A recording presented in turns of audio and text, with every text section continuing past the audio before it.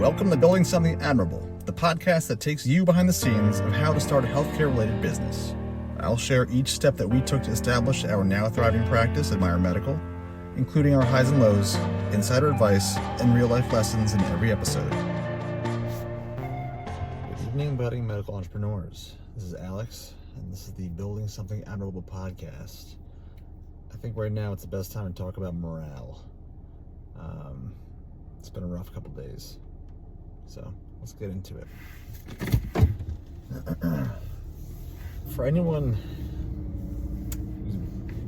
who's been in medicine long enough, which probably everybody listened to this if you are not stumbling on this by accident, if you haven't watched Scrubs, you should watch Scrubs. And this applies to any area of medicine, whether it be physicians, NPs, PAs, dentists, therapists, physical therapists. If you're dealing with the medical grind and the usual causes of burnout, so lack of control over your working environment, ridiculous hours, frustrations with reimbursement, things like that, you're just going to be prone to burnout. And Scrubs, for many, many ways, is an exceptional show when it comes to depicting life in the medical field, some of the most trying aspects of it, and just how volatile some of us can be in terms of our emotions and reactions to it. Recently, I've been thinking a lot about one episode in particular, and it's been a little while since I've seen it, but I've certainly watched it enough times in my medical upbringing that I think it's still fresh in my details, but if I paraphrase wrong, I apologize. But I'm going to describe it very basically, so if you've seen the show, I apologize for dumbing it down in the beginning, but there's main character JD.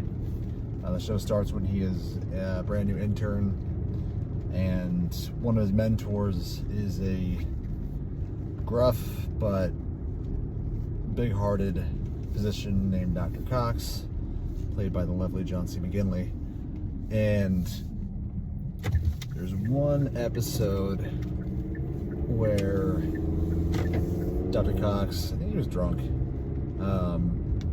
is banging on JD's door after hours one night, and JD, looking for the opportunity to connect with his attending physician and mentor, lets him in, and Cox just kind of opens up and just talks about how hard it all is and how he just can't do it anymore and that kind of stuff.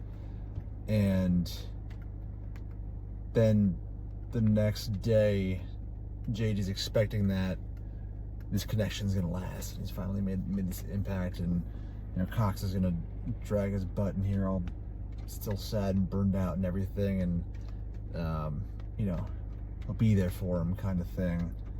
And Dr. Cox shows up with a line that I still say, that it's gonna be a great day, and kind of blows JD's mind that, what the heck, last night he was, I don't know if it was crying, but basically emotionally broken at the moment, and now he's kind of bounced back and what have you. But the point of that is that you may have days where you just bounce back and forth between those states, where you think, I just can't possibly do this another day. I don't know how I can last. And then you get a good night's sleep, you wake up, you have a great patient connection, and you're recharged. I'm in the former right now, looking forward to the latter. But you just gotta tell yourself and remind yourself that you will oscillate between those two states. And if you are a small business owner on top of that, you have the joy of two of the most stressful careers all packaged into one. I say that with a bit of a semi-sarcastic grin, of course, but it really is the negative synergy and the dysynergy of the two of them together that can really, really take it out of you. And morale can get really low at times, but and then almost as if you're a parent to everyone in your organization working for you, you gotta hide it sometimes. You gotta put on the brave face is a little cheesy. You gotta put on an example.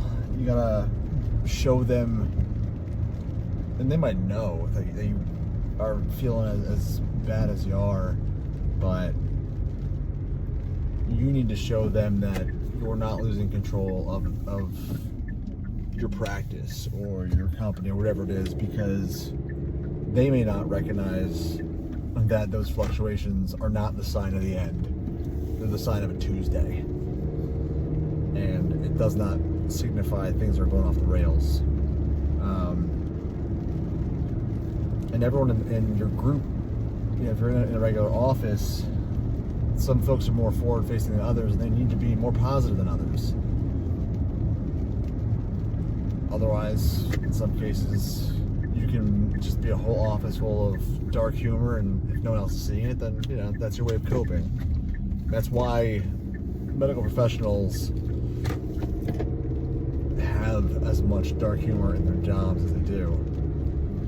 Cuts back to another great scene in Scrubs, where Cox is talking to Turk, JD's best friend, and they're standing outside of the room of another kind of small character, Dr. Wynn, who's chief of surgery, and he's explaining to a patient's family what went wrong in the surgery and how their loved one died. Cox is saying to Turk, we distance ourselves and we use dark humor because after Dr. Wynn leaves that room, he's got to go back to work.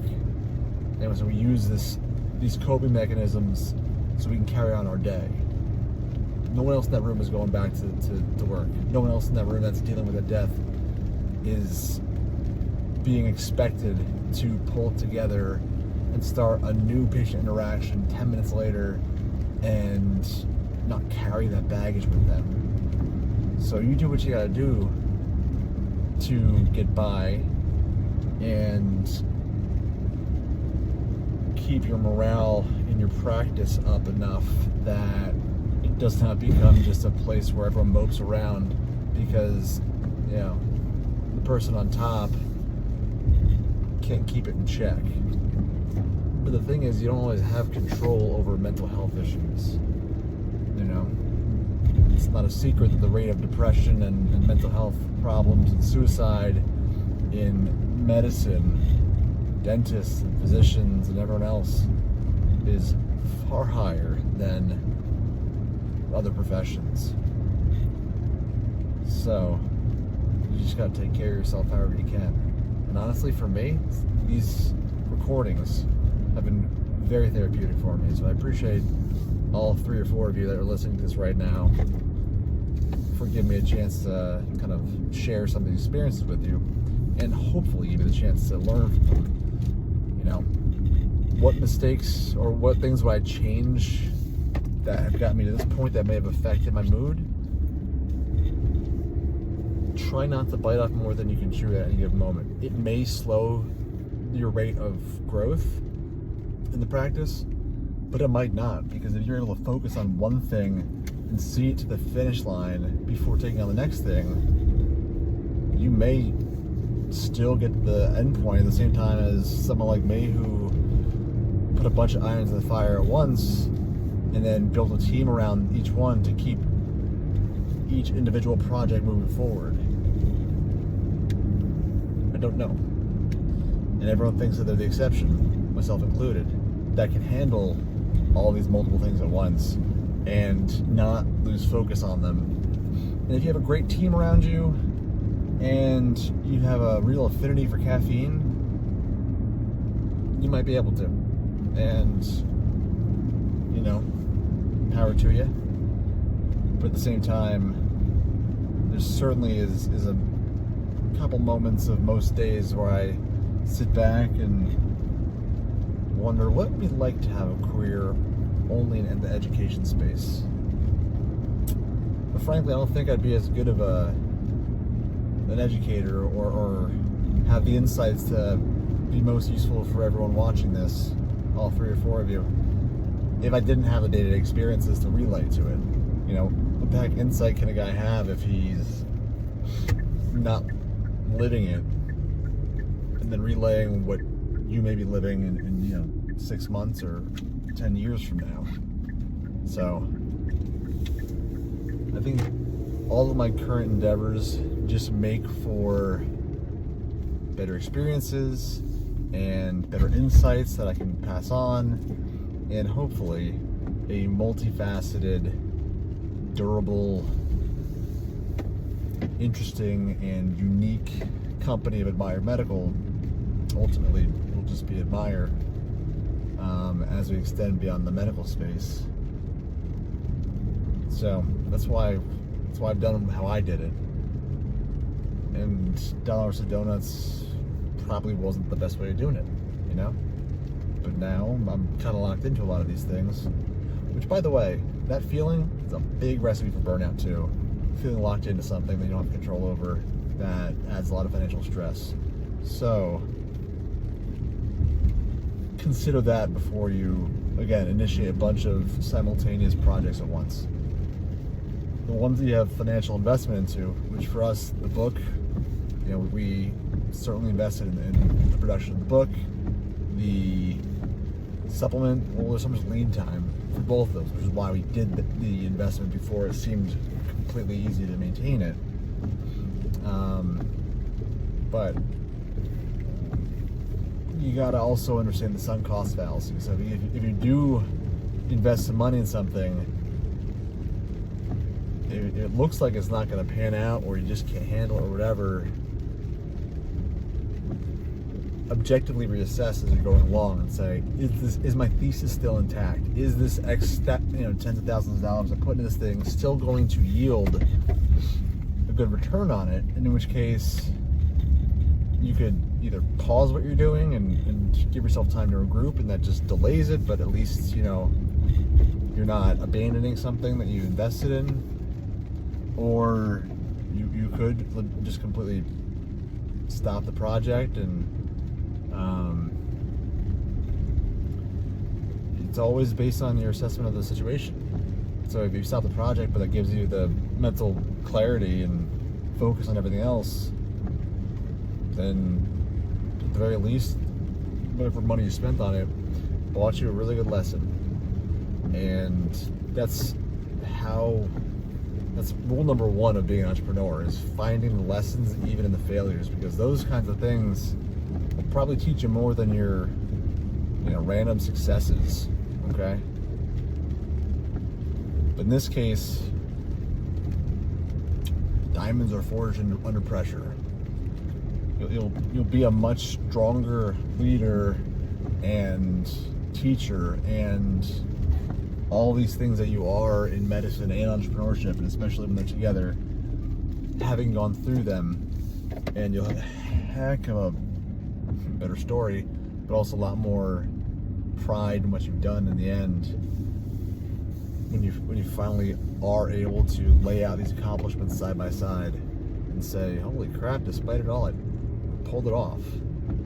But in the same way that you don't want to tip your team off to your struggles all the time, it is a lot easier to shoulder those burdens with a team, especially one that you trust, and especially when families involved. So it goes back to the other episode about building a team around you and the risks and benefits of family being there. Well, family, you can kind of show the behind the scenes a little more, and it won't necessarily crumble the facade here of what you're building.